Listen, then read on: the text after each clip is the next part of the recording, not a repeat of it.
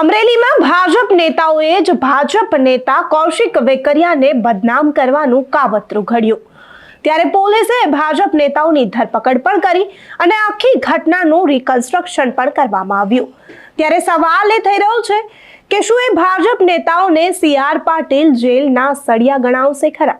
અને આ સવાલ પણ ભારતીય જનતા પાર્ટીના નેતાએ જ ઊભો કર્યો છે।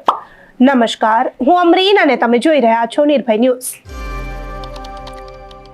તો અમરેલીમાં ભાજપ નેતા કૌશિક વેકરિયા વિરુદ્ધ જે પત્રકાંડ થયો, તેમને જે બદનામ કરવાની નાકામ કોશિશ કરવામાં આવી, તેમાં ભાજપ નેતાઓએ જે કોશિશ કરી હતી અને ભાજપ નેતાઓએ જ કૌશિક વેકરિયાને બદનામ કરવાનું કાવતરું ઘડ્યું હતું। પોલીસને ખબર પડી, તેમની ધરપકડ પણ રાતોરાત કરી લેવામાં આવી। તેમને આખી જે ઘટના ઘટી હતી તેનું રિકન્સ્ટ્રક્શન પણ કરવામાં આવ્યું। ત્યારે હવે સવાલો એ થઈ રહ્યા છે કે શું ભારતીય જનતા પાર્ટીએ પોલીસ દ્વારા ધરપકડ તો કરાવી લીધી, કાયદેસરના પગલાં લેવામાં આવશે ખરા? આખી ઘટનાનું રિકન્સ્ટ્રક્શન પણ કરવામાં આવ્યું છે। ત્યારે શું એ ભાજપના નેતાઓ જેલના સળિયા ગણશે ખરા? આ માંગ કરી છે અમરેલી જિલ્લાના ભાજપ ઉપાધ્યક્ષે અને તેમણે CR પાટીલને સીધો પત્ર લખી દીધો। તેમણે CR પાટીલને પત્ર લખી અહીં માંગણી કરી છે કે આ ભાજપ નેતાઓ જેમણે આખું કાવતરું રચ્યું છે, તેમના વિરુદ્ધ કાયદેસરના પગલાં લેવામાં આવે। તેમણે પત્રમાં શું ઉલ્લેખ કર્યો છે તે પણ જોઈ લઈએ।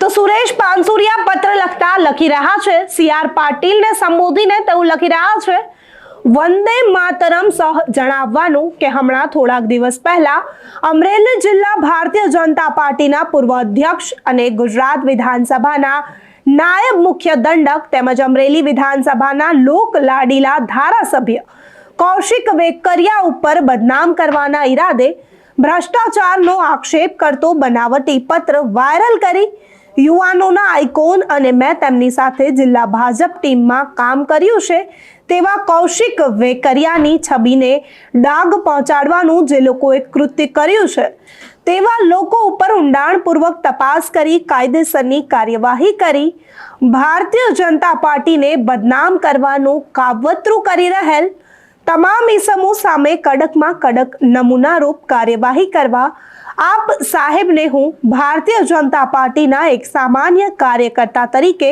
નમ્ર અપીલ કરું છું। સુરેશ પાનસુરિયા। વંદે માતરમ। હમણાં થોડા દિવસો પહેલાં જે અમરેલીની અંદર માન્ય કૌશિકભાઈ વેકરિયા, અમરેલી વડિયા કોકાવાના ધારાસભ્ય, વિધાનસભાના ઉપદંડક કે જેમની સાથે મેં ભારતીય જનતા પાર્ટીમાં ખૂબ એના વડપણ હેઠળ કામ કર્યું છે, એવા લોકપ્રિય અને યુવાનોની જે આઇકોન કહેવાય છે એવી વ્યક્તિની છબી ખરડાવવા માટે અને બદ ઇરાદાથી જે એમના લેટર પેડનો ઉપયોગ કરીને આવે અને દંડાત્મક કાર્યવાહી કરવા આવે એ હું પાટીલ સરને મેં અને CMને પણ મેં પત્ર લખ્યો છે મારા દ્વારા, અને એમને પણ મેં કીધું છે કે આની અંદર જે ખૂટતી કાર્યવાહી કરે। અસ્તુ વંદે માતરમ, ભારત માતા કી જય। વંદે માતરમ। હમણાં થોડા દિવસો પહેલાં જે અમરેલીની અંદર માન્ય કૌશિકભાઈ વેકરિયા, અમરેલી વડિયા કોકાવાના ધારાસભ્ય, વિધાનસભાના ઉપદંડક કે જેમની સાથે મેં ભારતીય જનતા પાર્ટીમાં ખૂબ એના વડપણ હેઠળ કામ કર્યું છે, એવા લોકપ્રિય અને યુવાનોની જે આઇકોન કહેવાય છે એવી વ્યક્તિની છબી ખરડાવવા માટે અને બદ ઇરાદાથી જે એમના લેટર પેડનો ઉપયોગ કરીને આવે અને દંડાત્મક કાર્યવાહી કરવા આવે એ હું પાટીલ સરને મેં અને CMને પણ મેં પત્ર લખ્યો છે મારા દ્વારા, અને એમને પણ મેં કીધું છે કે આની અંદર જે ખૂટતી કાર્યવાહી કરે। અસ્તુ વંદે માતરમ, ભારત માતા કી જય। તો અહીં CR પાટીલને જે વિનંતી કરવામાં આવી છે, શું CR પાટીલ આ વિનંતી પર પોતાનું ધ્યાન દોરશે ખરા? અત્યારે આ બધી સ્થિતિઓને જોતા સાફપણે લાગી રહ્યું છે કે અમરેલી ભાજપમાં ભડકા જેવી સ્થિતિ છે। એક બાજુ ભાજપના નેતાને ભાજપના જ નેતાઓ બદનામ કરવાનું કાવતરું ઘડી રહ્યા છે, બીજી બાજુ ભાજપના નેતા એ જ ભાજપના નેતાઓ વિરુદ્ધ કાયદેસરની કાર્યવાહી કરવાની માંગ પણ કરી રહ્યા છે। તો કૌશિક વેકરિયા વિરુદ્ધ જે પત્રકાંડ થયો તેને લઈને અમરેલીનું રાજકારણ અત્યારે ગરમાયેલું છે। ત્યારે સૌ કોઈની નજર અત્યારે CR પાટીલને લખેલા આ પત્ર ઉપર પણ છે કે શું CR પાટીલ અહીં શિસ્તબદ્ધના પગલાં લેશે ખરા?